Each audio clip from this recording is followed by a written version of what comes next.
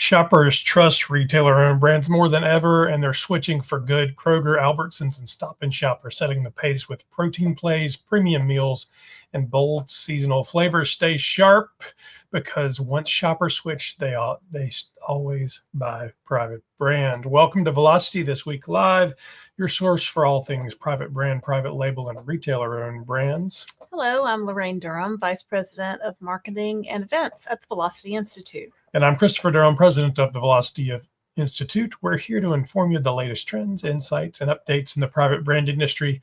It's Wednesday, July 2nd, and we're back with fresh news and opinions. Each week, we'll bring you breaking news, industry insights, and our upcoming events. Be in the loop about what we're doing at the Velocity Institute. And of course, join us here most Wednesdays. We've been on vacation and traveling a little bit, so it hasn't been quite as frequent, but we'll be back most Wednesdays at 1 p.m. Eastern Standard Time live on LinkedIn and YouTube.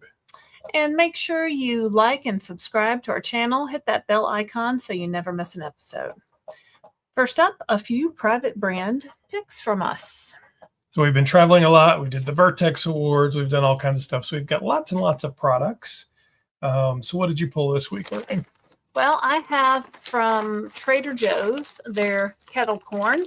It's a fun, nostalgic looking package, and I thought it looked like a lot of fun and probably tasty. And I love kettle corn. We've had this before. Should we try it? Sure. Uh-oh. Don't explode the bag. It'll be big entertainment there. It has a little notch that you can try. Let's see.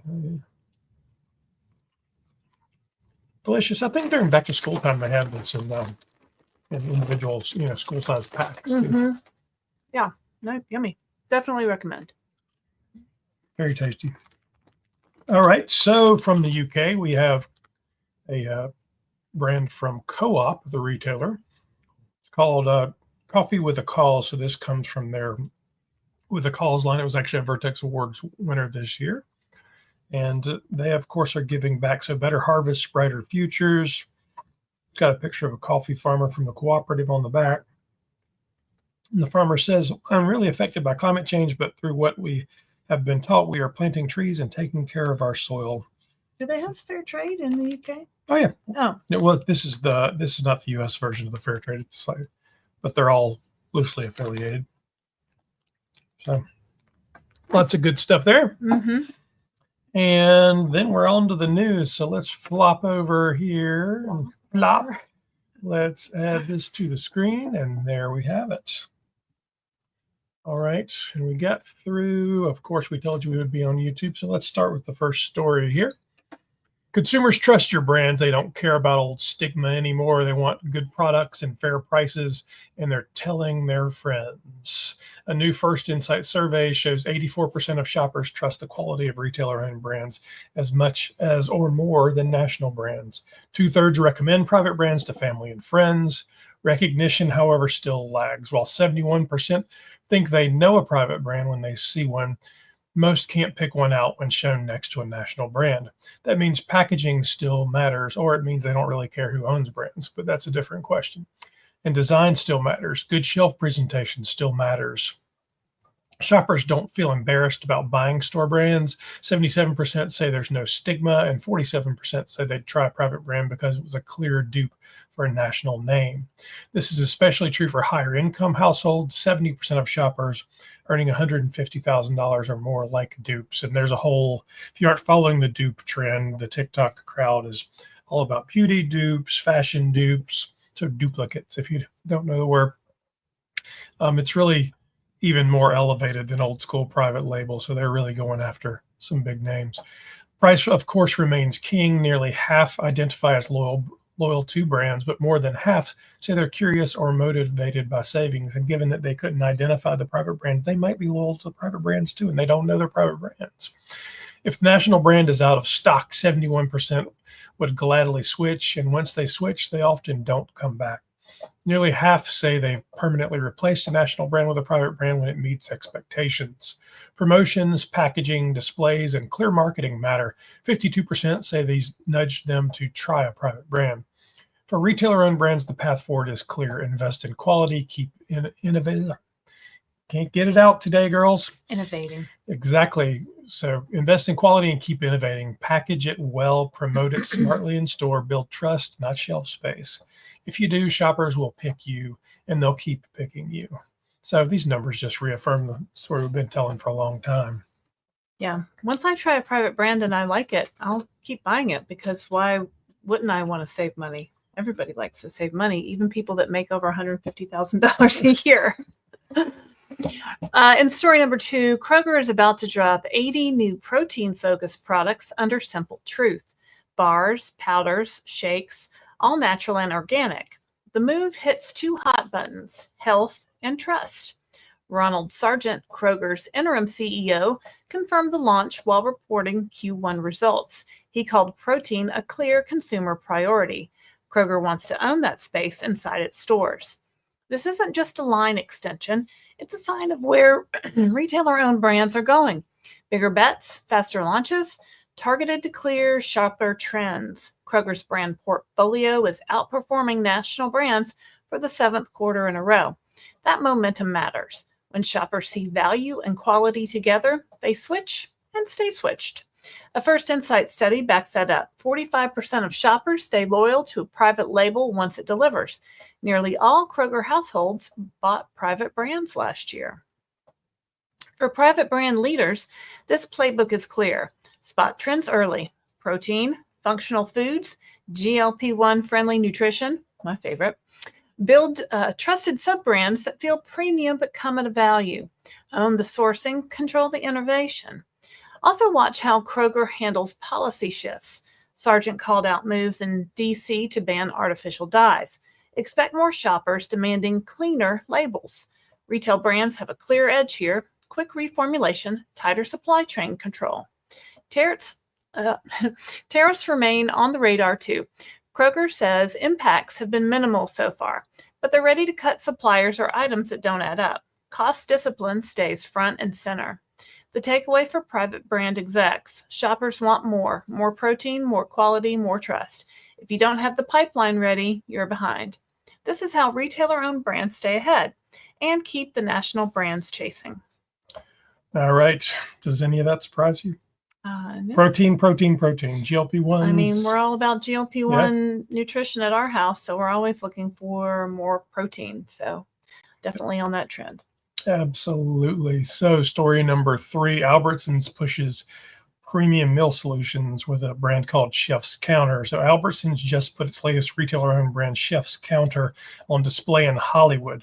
For private brand teams, this is more than a celebrity splash. It's a clear signal. Chef's Counter brings ready-to-cook marinated meats into the spotlight. This taps into growing demand for fresh, convenient meal solutions shoppers can trust. Price points run from $4.99 to $12.69. Cuts include chicken, pork, and beef with global flavors. Brand ambassador Chef Antonio Lafazo, so celebrity chef, is on board to boost credibility and drive content. Her role shows Albertsons wants this positioned as an elevated restaurant quality option, but simple to cook at home. This launch checks key boxes for retailer-owned brand leaders. Sourcing, of course. New protein SKUs mean new supplier opportunities. Expect premium cuts and globally inspired marinades. Packaging, ready-to-cook meats need clear, sturdy packs with QR codes for shoppable recipes. Innovation adds to the meal solution set, a high margin area as shoppers swap takeout for fresh at-home options.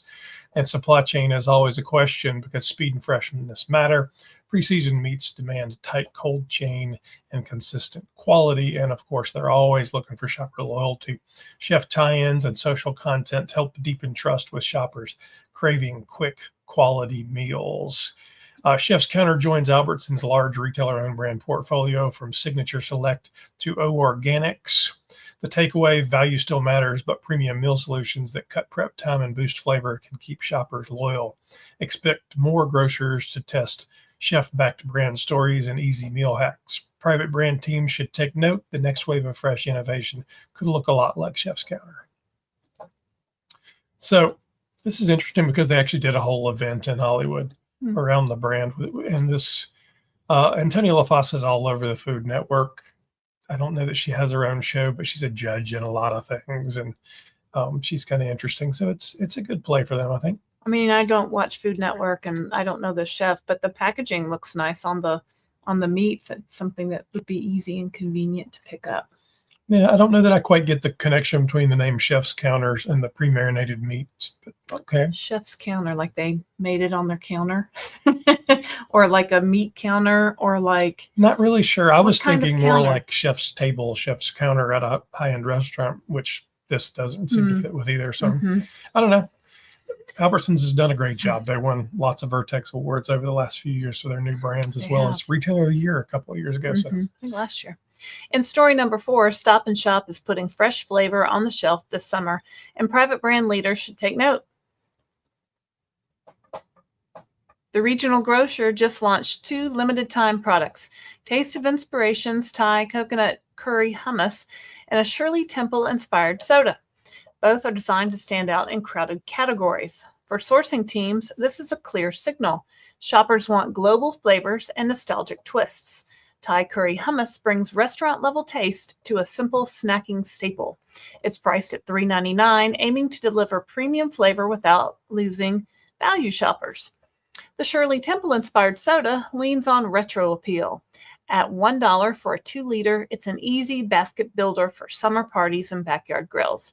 It's also a smart play for private brand beverage teams looking to push seasonal rotations.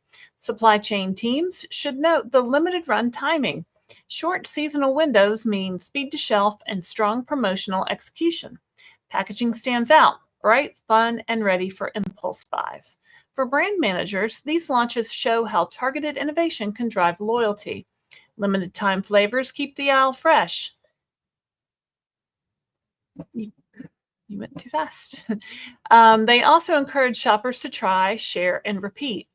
Private brand executives looking to compete should watch this move closely. Global flavor, nostalgic fizz, both tap into trends national brands can't own alone. More shoppers are open to store brands that surprise them. Stop and Shop is proving it, one bold bite and bubbly sip at a time. Shirley Temple for $1 for a 2-liter. That's cheap. Fun. Yeah, I mean, it looks fun. Wonder what the sugar count on that A lot is. would be my guess. Red artificial I think this colors. falls in with like orange soda, grape soda. It's a fun spin on it. So that's awesome. Let's see here. Let's take a look at the events coming up for the remainder of the year. So October 23rd, we'll be doing our Velocity Sustainability Future Forums, more global, more sustainable, and more innovative. This year it'll be virtual, so we'll be able to have folks from all over the world join us, and the event's absolutely free. We have a number of opportunities for speaking and sponsorship. If you're a retailer with a great sustainability story, we'd love to, and your private brands, we'd love to feature you in that. And there's still some sponsorship opportunities available as well. We also have our big party of the year.